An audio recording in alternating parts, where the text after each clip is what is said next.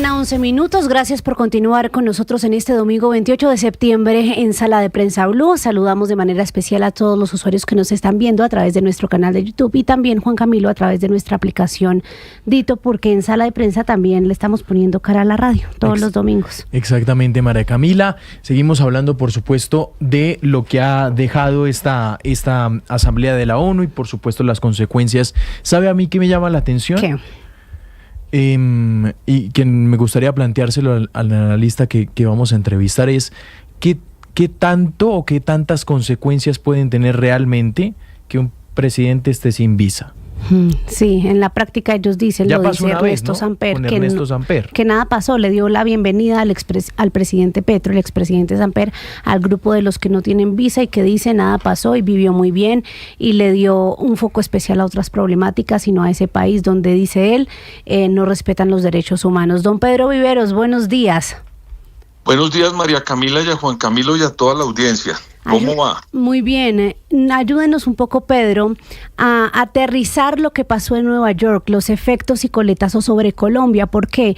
Porque ya Juan Camilo Merlano nos ayudó contándonos todo lo que pasó, Nicolás Lloreda, sobre las implicaciones diplomáticas, pero esto tiene mucho, una incidencia muy grande sobre no solo la política electoral actual en Colombia, sino también los últimos meses de gobierno del presidente Gustavo Petro, ¿no? Pues mire, María Camila, yo creo que eso corresponde a una estrategia que el presidente siempre ha venido proponiéndole al país, y es dividir, radicalizar. Es la nueva versión del presidente. Yo solo le recuerdo a usted que él dejó de gobernar el país desde que intentó hacer una famosa consulta y también la idea de una Asamblea Nacional Constituyente por encima de la Constitución. Ahí en ese momento el presidente dejó de gobernar y se dedicó a hacer una estrategia electoral. Y esto sin duda pues corresponde eventualmente a eso, pero también a la elasticidad del verbo del presidente en algunos escenarios por el desconocimiento de implicaciones diplomáticas, como fue hablar en Nueva York, en una calle, y decir lo que dijo, y que ustedes ya lo han tratado con los otros invitados, María Camila. Don Pedro, quitar una visa es más simbólico que las consecuencias, pues, terrenales que tiene para los países. Pues a mí no me parece que sea tan simbólico. Sí. Yo creo que los presidentes que la han perdido, pues son presidentes que han terminado siempre dentro de su historia, sus biografías, sus memorias, aparece siempre eso que ocurrió. Yo lamento decirle a los que piensan que el discurso antiamericano en Colombia pega. Eso no es verdad. Colombia nunca ha sido un país antinorteamericano. Yo lamento decirle a los que piensan eso, este es un país que lleva más de 200 años en relaciones, tenemos muchos familiares. Si usted comienza a investigar, la mayoría de los colombianos tienen un familiar en Estados Unidos que de alguna forma les envía remesas o les ayuda. Las relaciones con ese país han sido muy fuertes. Tuvimos un Plan Colombia, tuvimos despliegues militares muy importantes. En fin, esto es solo para decirle que eso de la visa, de ese sello que le queda hasta ahora a dos presidentes, a Ernesto Samper y al presidente Petro, siempre va a marcar la historia de ellos en lo que se lea, y Colombia, le repito, no es un país antinorteamericano en su historia. Eso le quería preguntar, ¿por qué cree usted que esto no cala en Colombia, Pedro? Si vemos que todas las columnas y todas las editoriales hoy dicen que el presidente ganó un punto a su favor que él tiene o que está usando con fines electorales.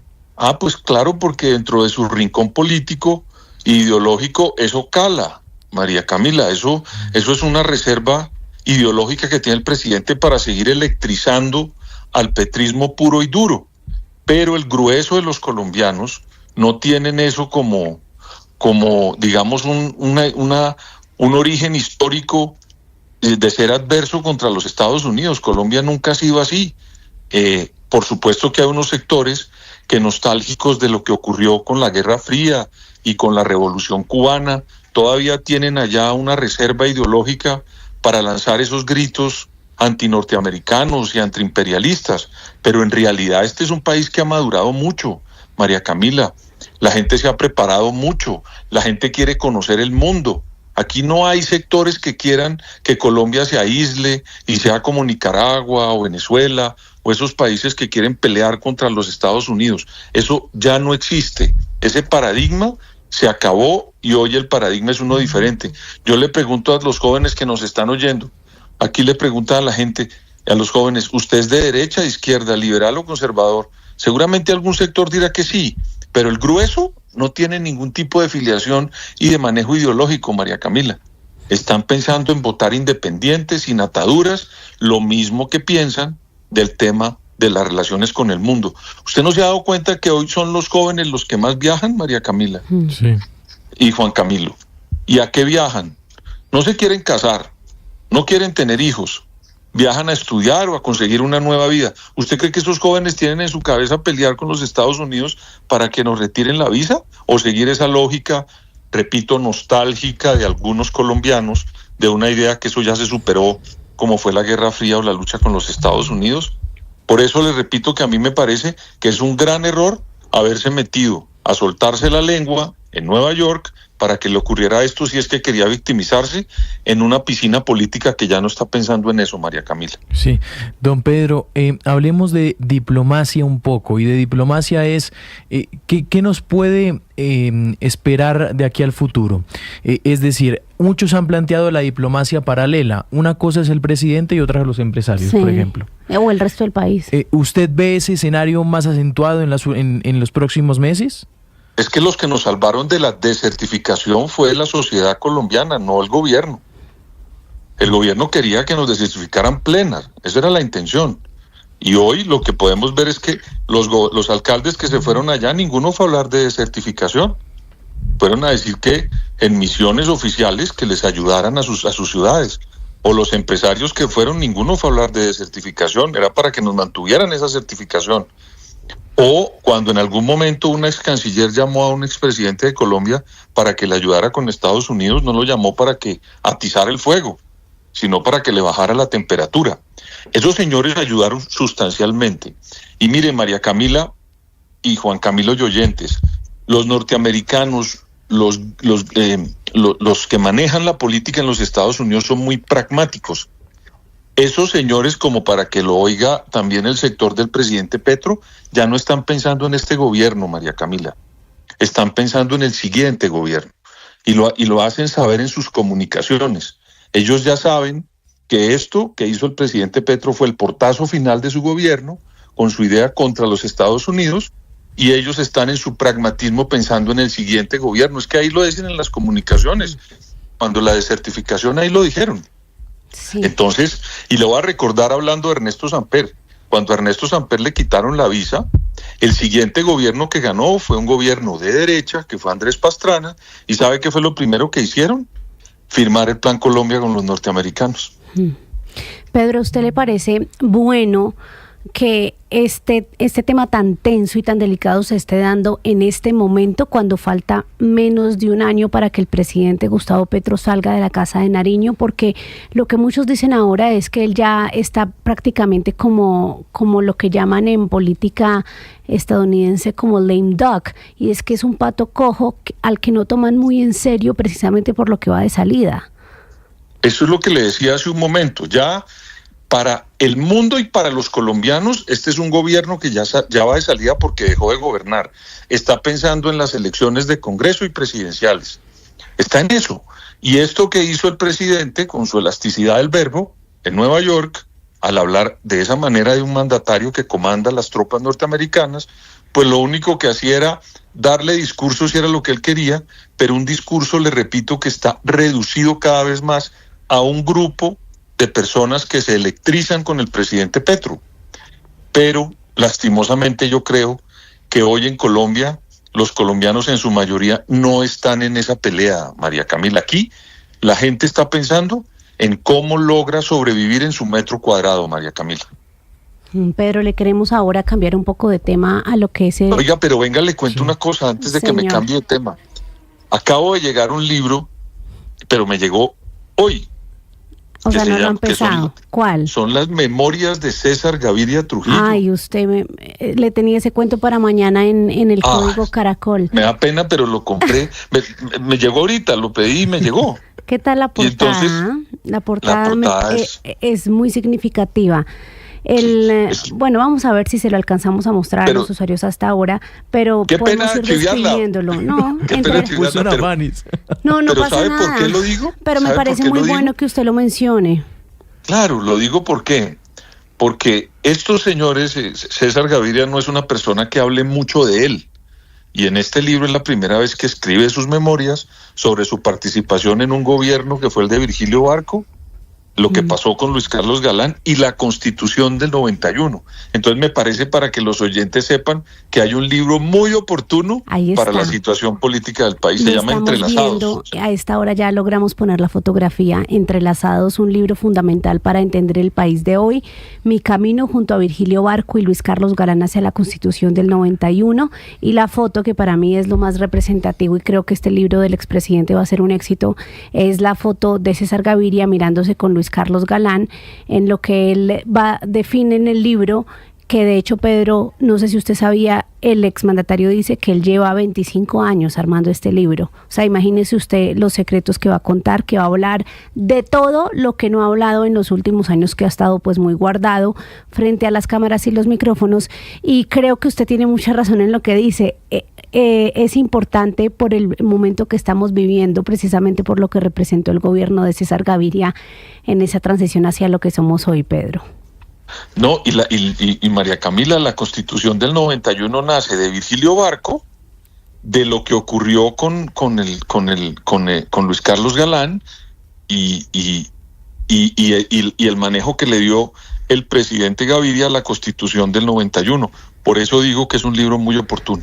Bueno, y oportuno también su mensaje, porque aquí tenemos siempre, Juan Camilo, recomendaciones de libros. Yo también voy a empezar con ese pronto. Pedro, hablemos de política. De hecho, a esta hora, y lo van a empezar a ver nuestros usuarios, estábamos hablando aquí con Juan Camilo, que es domingo también de movimiento electoral, porque pues no solo vimos ayer la portada de la revista Semana, en la que ya Juan Carlos Pinzón se lanza oficialmente, aunque era un secreto a voces, a la contienda presidencial, sino que hay foro de los precandidatos del Centro Democrático a esta hora, con invitados de todas las orillas. Exactamente, ahí está Luis Felipe Nao, aparece, es el foro habitual que hacen todos los domingos, conversatorios donde se plantean distintos temas presentes en este foro del Centro Democrático de cara a las elecciones presidenciales, el foro de precandidatos, donde también es una posibilidad y una gran ventana pues para que cada uno plantee sus propuestas con temas. Pero la otra noticia, ahí estamos viendo la imagen del foro de precandidatos, donde también cuentan con la participación. Pero si le parece, sí, escuchemos. Un momentico, porque queremos hablar de esto. Escuchemos.